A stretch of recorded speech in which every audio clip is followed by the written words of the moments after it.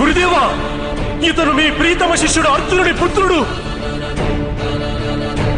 మీరే అతన్ని దౌర్జన్యంగా చంపేస్తారా?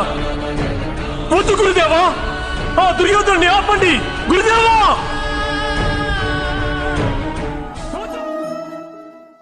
అందరికీ నమస్కారం. ఈ వీడియో క్లిప్ అనేది చాలా ఇంట్రెస్టింగ్ ఉండబోతుంది, అస్సలు మిస్ అవ్వకండి. ఫస్ట్ నుంచి లాస్ట్ వరకు ఎవ్రీ మినిట్ చూడండి, ఎందుకంటే ఎవ్రీ మినిట్ మనం ఏదో ఒకటి నేర్చుకోవడానికి లభిస్తూనే ఉంటుంది.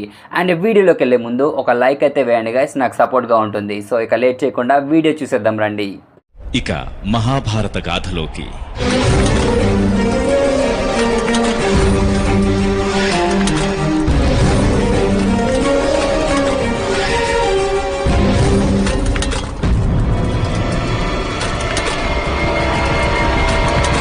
పుత్ర అభిమన్యు, వెనక్కిరా.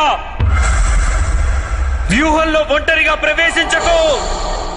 ఆగు పుత్ర అభిమన్యు, ఆగిపో.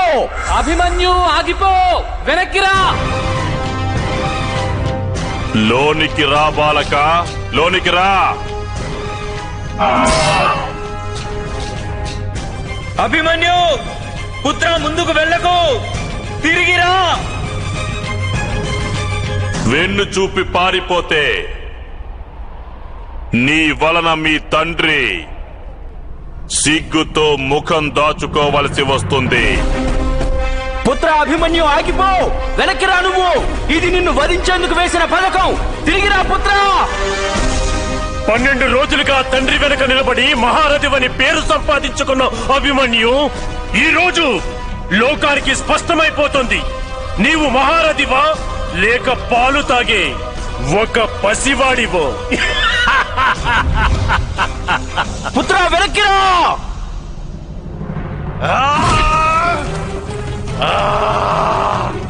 అభిమన్యు, మోసంతో శత్రువులను హతమార్చి నీ పితృదేవుని, పెద్ద తండ్రులను, చిన్నతండ్రులను దుర్బలం చెయ్యాలని ప్రయత్నిస్తున్నారు. వారి ప్రయత్నాన్ని సఫలం కానివ్వక పుత్ర, వెనక్కిరా. కానీ చిన్నతండ్రి, ఈ పద్మ వ్యూహం మన సైన్యాన్ని కురుక్షేత్రం నుండి వెనుకకు పంపగలదు. ఒకవేళ సైన్యం రణభూమిని విడిచి పారిపోతే అది రాజు పరాజయంగా పరిగణిస్తారు. బుద్ధిమంతుడివి నీవు వీరబాలక. యథార్థంగా అర్థం చేసుకున్నావు నీవు నా పథకాన్ని. ఒకవేళ నీవు తిరిగి వెళ్ళిపోతే నీ సైన్యాన్ని మేము ధ్వంసం చేస్తాము. ఈరోజు సూర్యాస్తమయం అయ్యేసరికి నీ సైన్యం అంతా రణభూమి నుండి బయటికి వెళ్ళిపోతుంది. నీవు మీ సైన్యం విధ్వంసాన్ని నివారిస్తావా లేక నీ మృత్యువును నివారిస్తావా? నిర్ణయించుకో బాలక.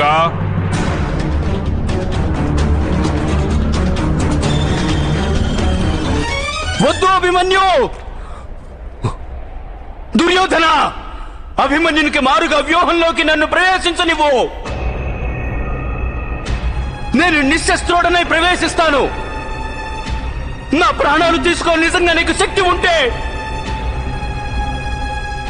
అభిమన్యునికి ఇటువంటి భయంకరమైన వంచన తలపెట్టకు దుర్యోధన.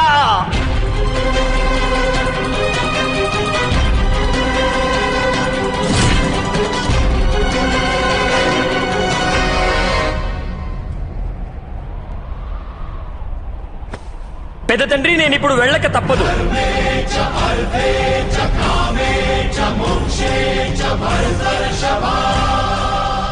మా పితృదేవునికి, మామయ్య శ్రీకృష్ణునికి నేను కలంకం తీసుకురాలేను. నేను రణభూమి నుండి పారిపోయి వారిని నిరాశపరచలేను. వద్దు అభిమన్యు, ఇది నా ఆదేశం, సమ్రాట్ ఆదేశం. తిరిగిరా. కానీ యముడు వేరొకరి ఆదేశాన్ని మన్నించడు.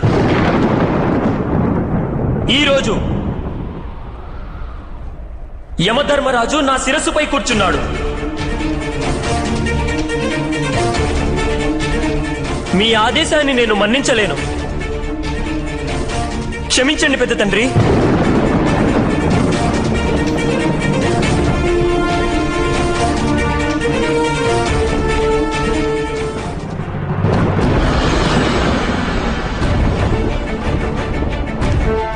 అభిమన్యు!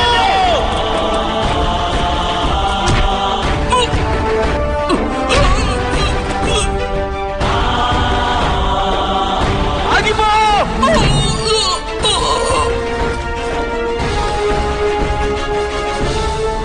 చూడండి, మీరే స్వయంగా మీ పుత్రుడు అభిమన్యుని మృత్యువు కోసం పంపుతున్నారు. ఇదే మీపై నా ప్రతీకారం.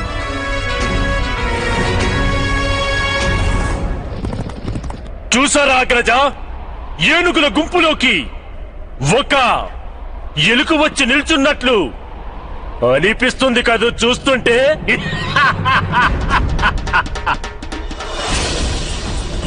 ఒక ఎలుకను వధించేందుకు ఏనుగులు గుంపుగా ఏర్పడి రావలసి వచ్చింది.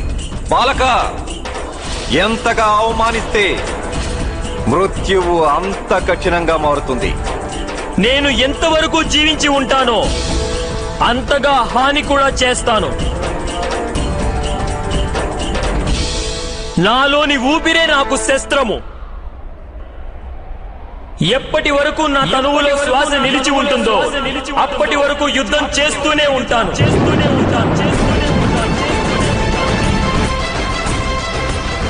చెప్పండి పెద్ద తండ్రి, ముందుగా ఎవరు యుద్ధం చేయనున్నారు? బాలక, అంతిమంగా ఎవరు యుద్ధం చేస్తారో అది నేను చెప్పగలను. నీవే చేస్తావు అంతిమ యుద్ధం. బాలక, నీవే.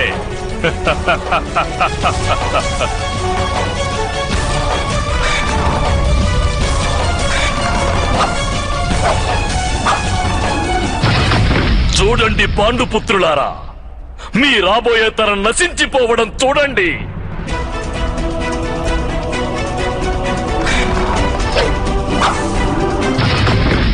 అర్జునుడి పుత్రుడు మరణించడం చూడండి.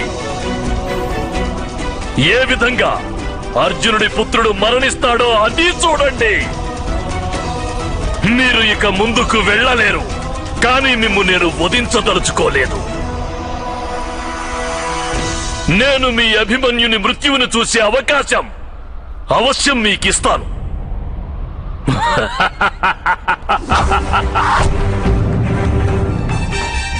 యువరాజా దుర్యోధన, కేవలం 3 మహారథులే యుద్ధం చేస్తారా? అయితే మీ పరాజయం నిశ్చయం.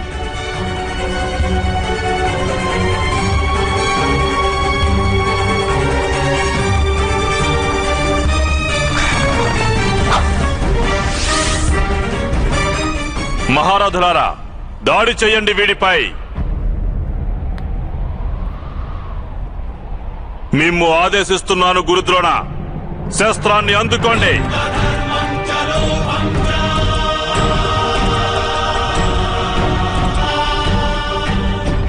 గురుదేవా, మీరు రోజు ఇంతటి అధర్మాన్ని చేస్తున్నారా? ఈ విధంగా చేతిలో శస్త్రం ఉండి హృదయంలో కరుణ లేకపోతే వాడు కిరాతకుడు. వాడు ఒక వేటగాడిలా వేటాడుతుంటాడు. వాడు యోధుడు అనిపించుకోడు గురుదేవా అని మీరే నేర్పించారు గురుదేవా. కానీ ఈ రోజు మీరే కరుణను త్యజిస్తున్నారా గురుదేవా?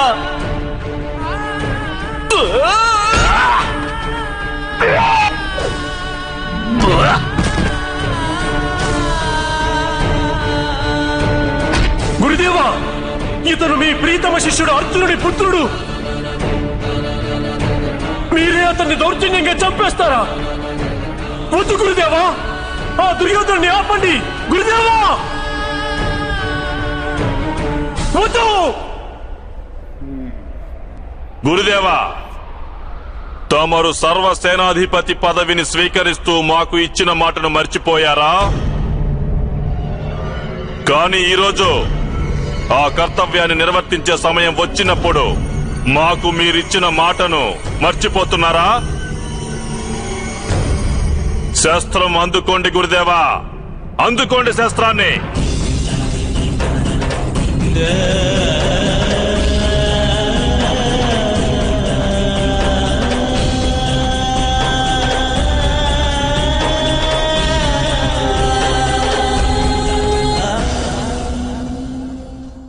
మిత్రమా కర్ణ, నేను నీకు ముందే చెప్పాను కదా, ఆ బాలుణ్ణి నీవే వేటాడాలని.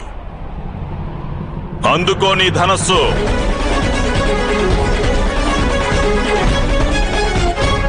ఈ బాలుణ్ణి ఒకే బాణంతో వధించగలను. కాదు మిత్రమా, కాదు. అటు సూర్యుడు అస్తమిస్తుంటే ఇటు ఈ బాలుడికి మృత్యువు ప్రాప్తించాలి. అప్పటి వరకు ఈ బాలునికి చిన్న చిన్న గాయాలు మాత్రమే తగలాలి. ఇతడు యోధుడు మిత్రమా, అసురుడు కాడు. అలా బాధ పెట్టడానికి. మిత్రమా కర్ణ, ఇక్కడ ఇతన్ని మనం ఎంతగా బాధ పెడతామో పాండవులు అక్కడ అంతగా నిర్వీర్యులై తీరతారు. అయినా మిత్రమా, నీకు ఈ బాలునిపై అంత దయ ఎందుకు? భీముడు మా సోదరులను వధిస్తున్నప్పుడు ఎటువంటి దయ చూపలేదు. నేను ఎప్పటి వరకు ఆదేశం ఇవ్వనో అప్పటి వరకు ఈ బాలునికి మృత్యువు ప్రాప్తించరాదు.